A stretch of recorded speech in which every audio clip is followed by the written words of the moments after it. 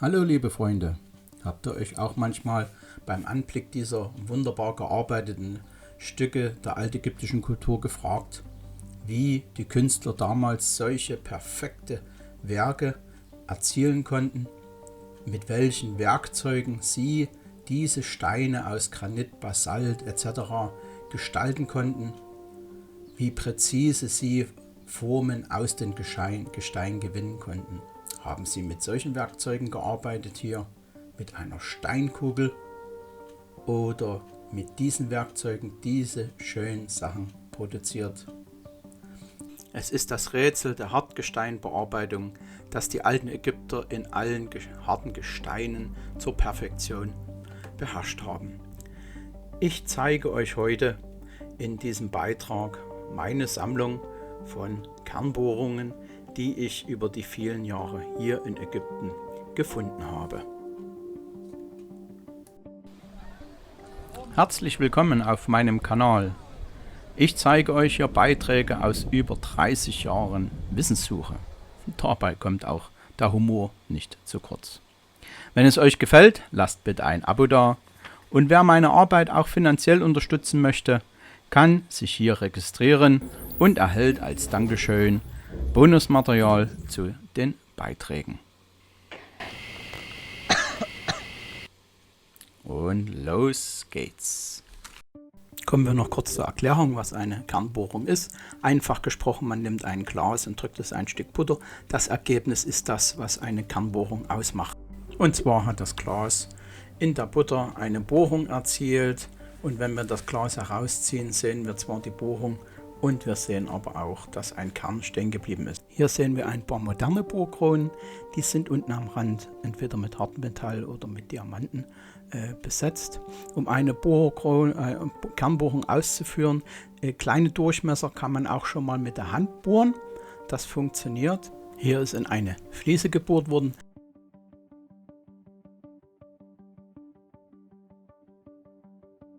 Möchte man schon etwas größere Bohrung machen, bedarf es schon eines solchen Gestelles, vor allen Dingen, wenn dann eine gewisse Vortriebsleistung verlangt wird.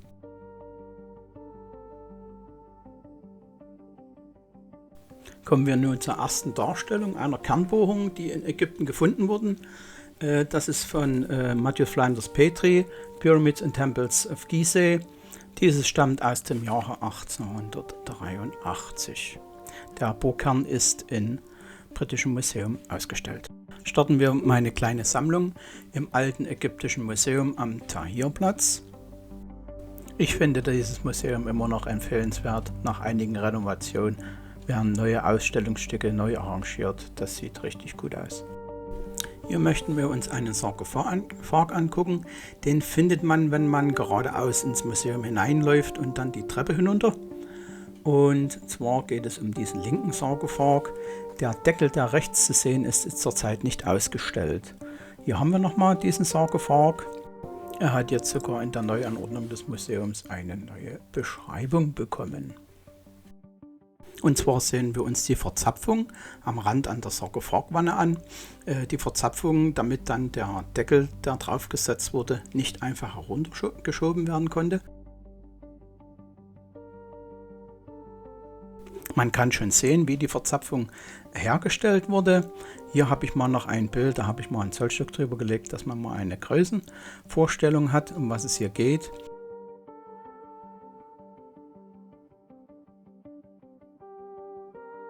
Und hier schauen wir in die Verzapfung hinein und wir sehen, dass diese Verzapfung kernausgebohrt wurde. Der Durchmesser dieser Bohrung, der Bohrkrone, würde ungefähr 12 mm betragen.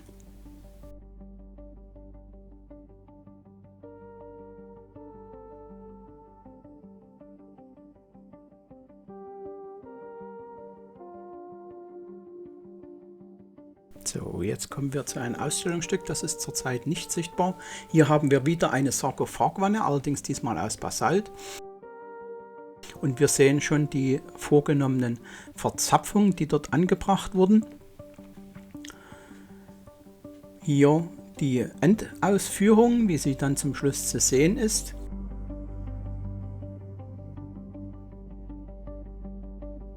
Und hier haben wir wieder das gleiche. Es wurde mit einem Kernbohrer diese Verzapfung ausgebohrt.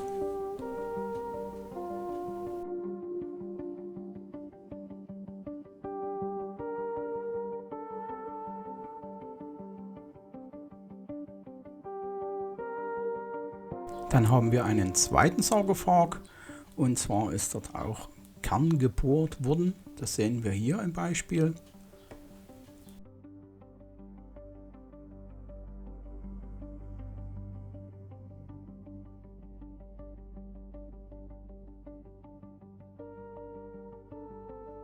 An einem nächsten ist nicht keine Verzapfung oder ähnliches ausgebohrt worden, sondern sind einfach nur Löcher hineingesetzt worden. Wofür, wogegen, kann man nichts sagen.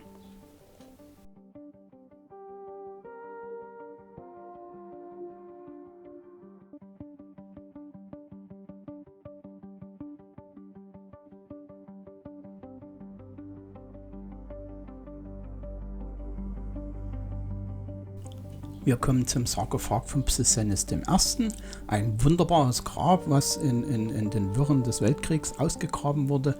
Wunderbare Schätze, ähnlich Tutanchamuns. Und hier an diesem Sarkophag sehen wir wieder eine Verzapfung. Der Sarkophag ist Granit, und hier schauen wir auch, dass die Verzapfung ausgebohrt wurde.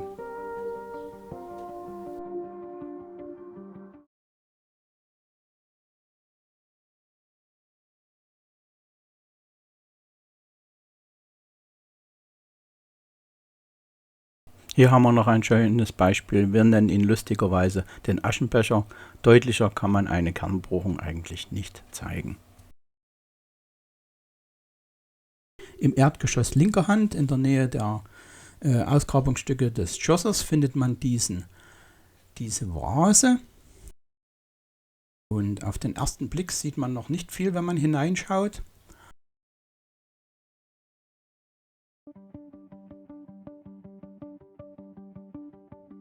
Aber wenn man da ein bisschen näher ran schaut, sieht man, dass das Zentrum, der Boden, mit 4 Kernbohrungen oder 5 Kernbohrungen ausgebohrt ist.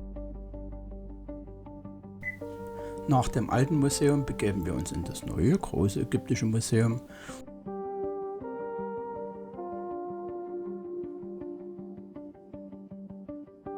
Und da habe ich bis jetzt nur eine einzige Kernbohrung gefunden an diesem Sarkophag, zu finden an der sogenannten Treppe, und da haben wir hier diese Bohrung. Wenn man am Boden dieser Bohrung diesen grünen Rückstand sieht, könnte man eigentlich vermuten oder es fast schon erahnen, mit welchem Material diese Bohrung gebohrt wurde. Also ein grüner Rückstand, das deutet auf Kupfer als Bohrkrone hin. Begeben wir uns nun in die nahe Nachbarschaft auf das Pyramidenplateau, und dort starten wir mit Kernbohrung am Originaleingang der großen Pyramide, und zwar liegt dort außerhalb dieser Granitblock.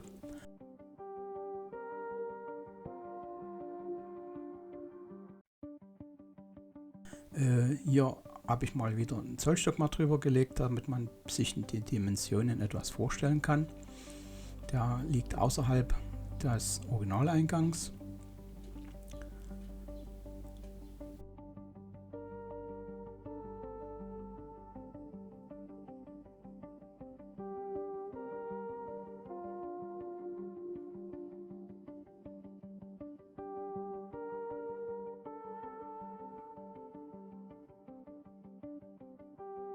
Weitere Kernbohrungen, vor allen Dingen auch Sägespuren, die ich in einem späteren Beitrag mal zeigen werde, findet man am Basaltfußboden des ehemaligen Pyramidentempels. Und zwar haben wir hier Kernbohrungen, die in diesem Basalt oder Granit ausgeführt worden sind.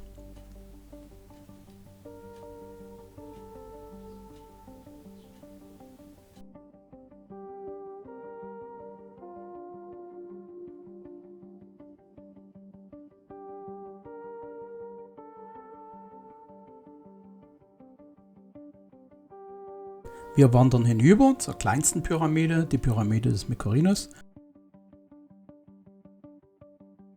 Und dort im Pyramidentempel liegt dieser Granitquader, Rosengranit aus Assuan, und da finden wir diese Kernbohrung.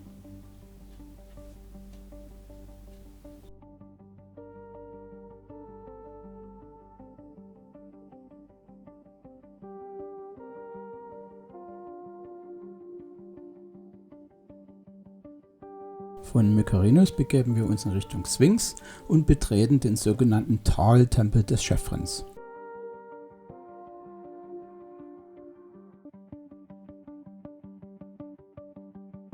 Dort finden wir in Rosengranit einige Kernbohrungen, die sind hier im Granit als Türangel ausgeführt, eine sehr oft verwandte Anwendung.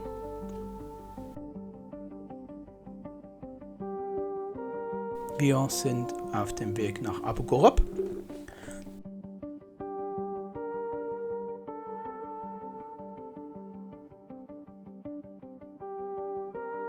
Hier finden wir einige Rosengranitquader mit etwas größeren Bohrungen.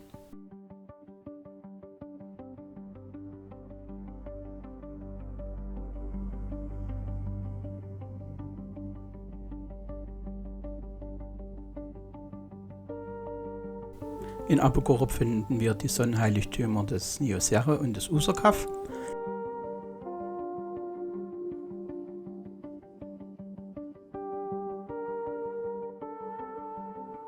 Hier einer der bekanntesten gezeigten Sachen immer sind diese Schalen aus Alabaster.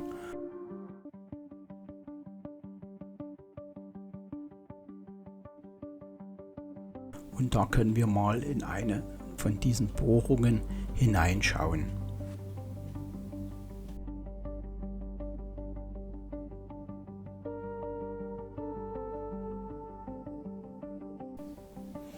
Rosengranitbohrung findet man natürlich auch in diesem Sonnenheiligtum. Ob diese nun als Türriegel oder ähnliches verwandt wurden, kann man in dieser Ruine, was jetzt vom Tempel vom Prinzip des Sahur noch zu sehen ist, nicht mehr sagen. Kommen wir zu einem anderen Bereich, wo sehr viele Kernbohrungen zu finden sind, und zwar dreht es sich hier um Abu Sir. Leider offiziell immer noch nicht besuchbar. Und hier finden wir die größte Ansammlung von Kernbohrungen in Granit und in Basalt.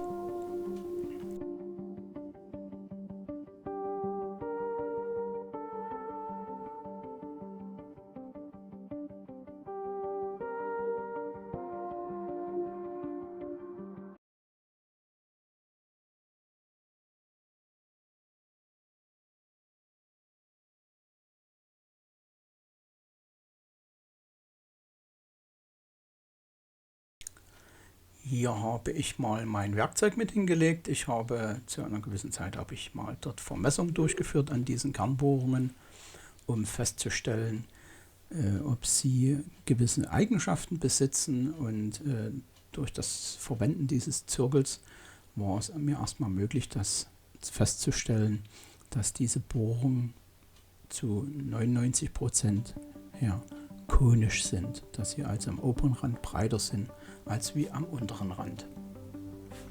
Hier auch nochmal ein Größenvergleich.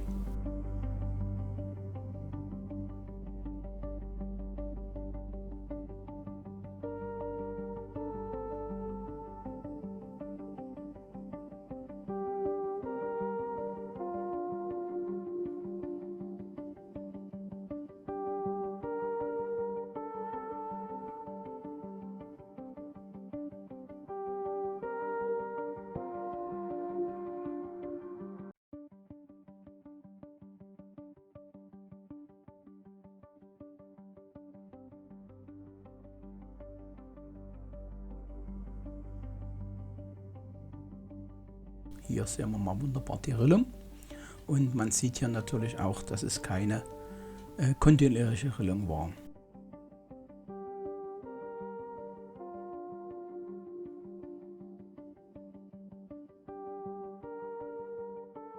Früher gab es noch diesen Stein mit diesen kleinen Bohrungen, den habe ich in letzter Zeit nicht wieder entdeckt.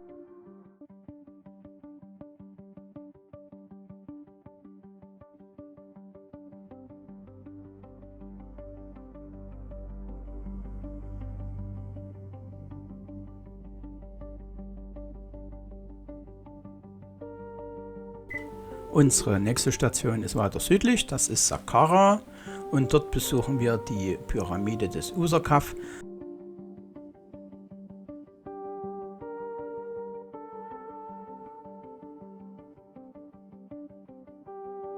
Da finden wir noch die Reste seines Pyramidentempels, und der auch wieder in Basalt ausgeführt war oder dunklen Granit. Und zwar gibt es dann wieder hier Bohrungen in Rosengranit. Man könnte fast sagen, dass die Bohrungen fast immer denselben Durchmesser haben, zumindest hier in dem Bereich Abusir und Saqqara.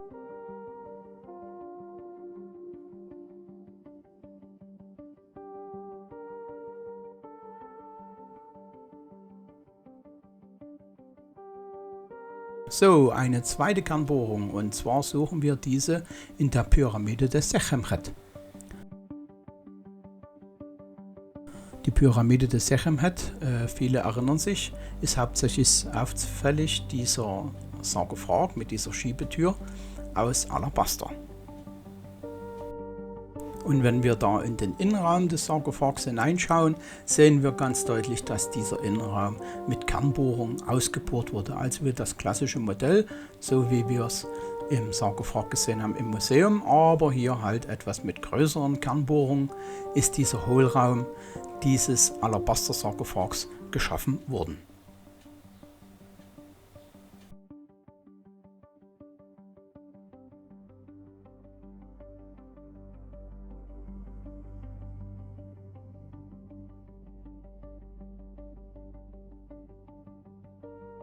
So verlassen wir nun den Bereich um Kairo und fliegen hinunter nach Assuan. Und in Assuan besuchen wir die Insel Elefantin. Und da finden wir auch in Rosengranit diese Kernbohrung.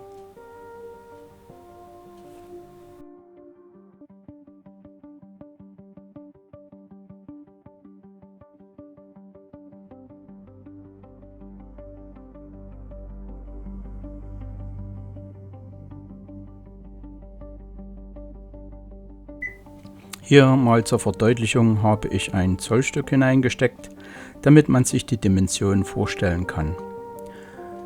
Man stellt fest, auch dass hier diese Bohrung konisch verläuft.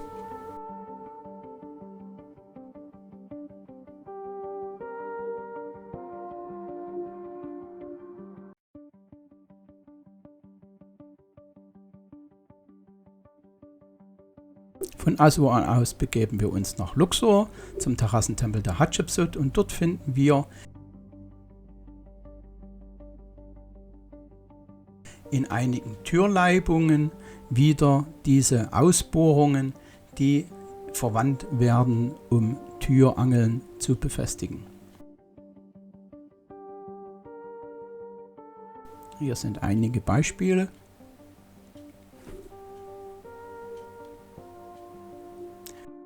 Ausgeführt in Rosengranit.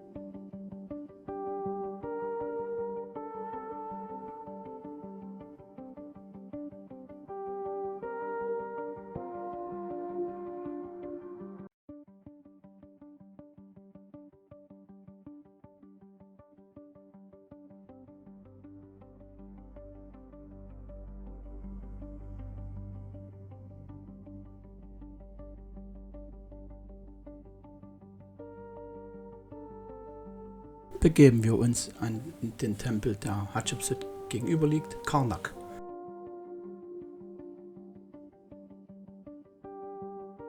Und hier haben wir in einer Nische, beziehungsweise zwei Nischen, die nebeneinander liegen, diese Kernbohrungen, die wieder als Führung für eine Türangel gedacht waren.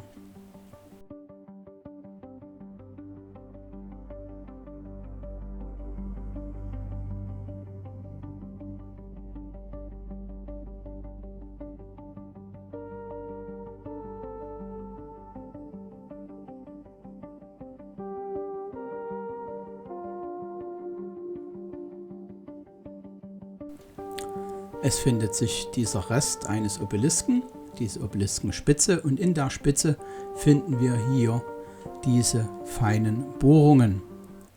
Diese sollen gefertigt worden sein, um Goldblech zu halten.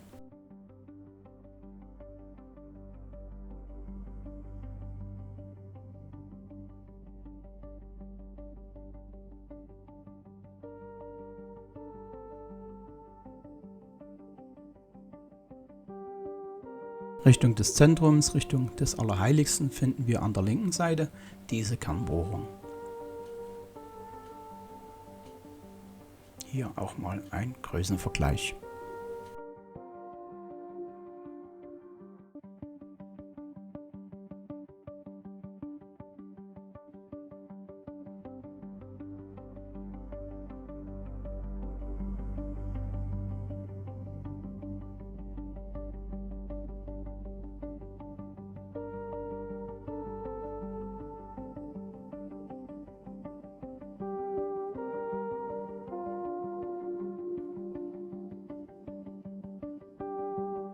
Nicht weit entfernt davon finden wir diesen Rosengranitquader mit dieser Kernbohrung, ein Durchmesser von 20 cm, und wir finden am Boden auch die typische Hinterlassenschaft einer Kernbohrung, nämlich der Ring, wo die Bohrkrone aufgesetzt hat.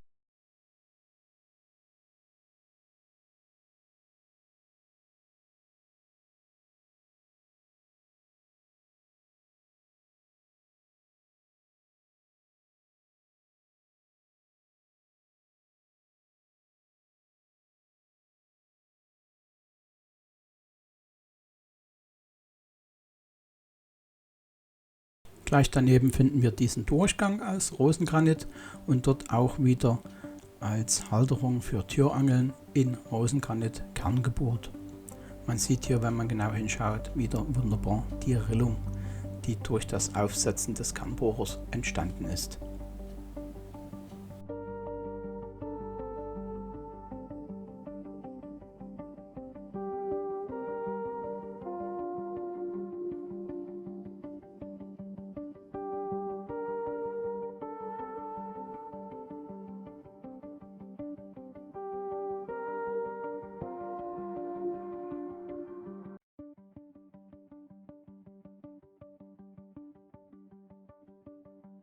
Es gibt einen Bereich, der von der Königin Hatschepsut gebaut wurde hier im Tempel, und da finden wir in diesem Durchgang aus Basalt, oben wieder klassisch diese Bohrung für Türangeln.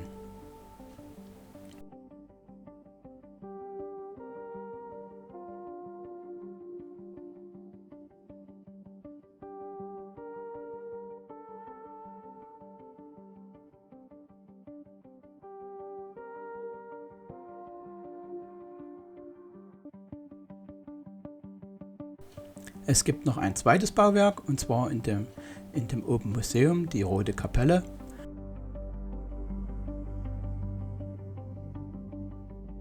Auch wieder in den Durchgängen in Rosengranit, in diesem Fall wunderbare Bohrungen.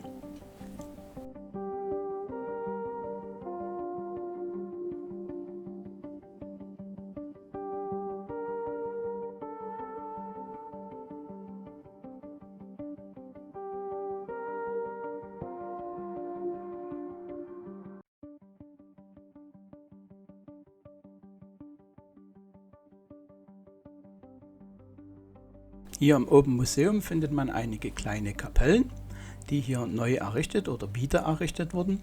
Und hier haben wir eine Kapelle aus Alabaster. Und dort schauen wir dass dort auch wieder Türleibungen geführt wurden mit Bohrungen.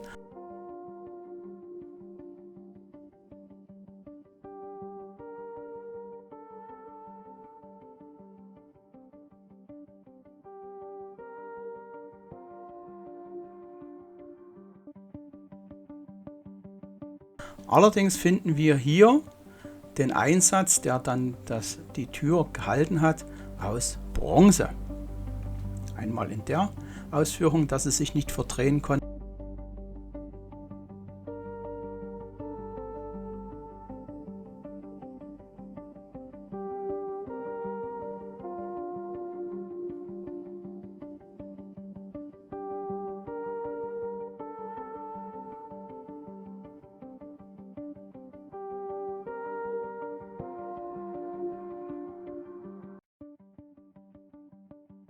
Und dann haben wir noch diese Ausführung mit 2 Zapfen links und rechts heraus, die das verhindern, dass sich diese Hülse mit der Tür mitdreht.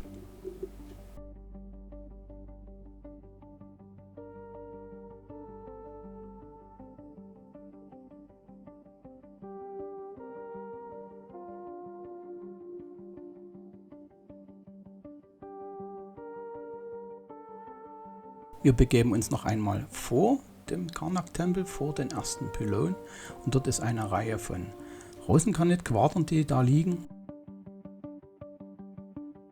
Und in dem einen findet man diese Bohrung bzw.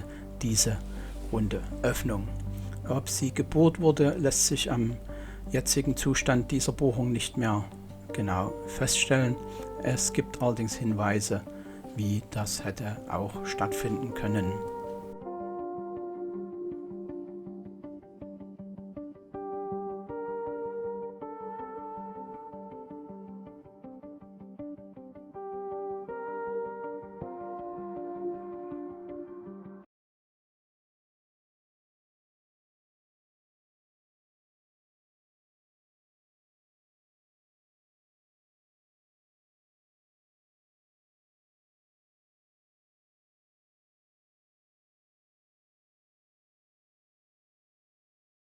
Das Gegenstück zu dieser Bohrung, ich bleibe mal bei diesem Begriff Bohrung, befindet sich hier im 10. Pylonen.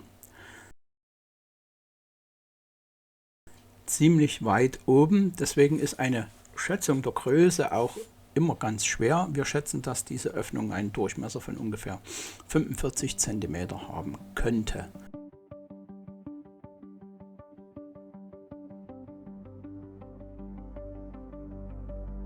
Und hier haben wir ein paar Detailfotos, wie diese Öffnung aussieht.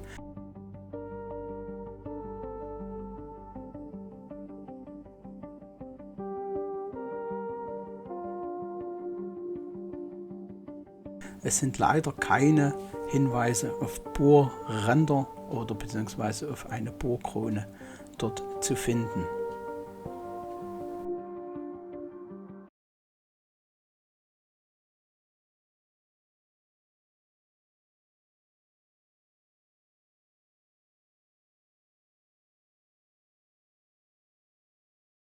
Begeben wir uns nun zum letzten Beispiel meiner Sammlung, und zwar ist Luxor, Medinet Habu, der Totentempel oder das Millionenjahrhaus von Ramses III. Und da genau auch wieder in Rosengranit finden wir eine Kernbohrung, die wieder die Führung für einen Türplatz sein sollte. Allerdings finden wir hier in dieser Bohrung einen Hinweis, wie diese Bohrung geschaffen wurde. Und hier können wir mal in die Bohrung nochmal hineinschauen, und mit einer guten Kamera lässt sich gut reinzoomen, und dann sehen wir Folgendes, und zwar hier am Boden der Bohrung finden wir viele kleine Bohrungen, kleine Kernbohrungen. Die erinnern uns an das alte ägyptische Museum. Hier sehen wir das nochmal ganz deutlich. Sozusagen dieses große Loch ist ausgebohrt worden mit einem kleinen Bohrer. Hier sehen wir auch hier am Rand, wie dieser gefertigt wurde mit diesem kleinen Bohrer, vielleicht 12 mm Durchmesser. Hier haben wir nochmal diesen Durchgang, dieses Tor.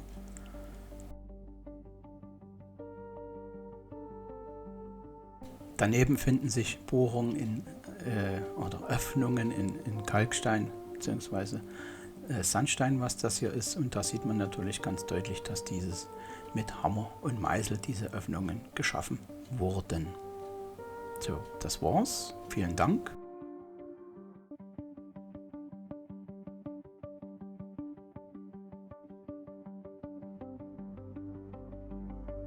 Ich hoffe, ich konnte euch ein paar neue Bilder zeigen, was Kernbohrungen betrifft. Ich hoffe, dass ich nicht zu schnell durch diesen Beitrag durchgerannt bin. Blick zur großen Pyramide von der Dachterrasse der Wohnung bei Kalber aus mit geschäftigem Tourismusbetrieb.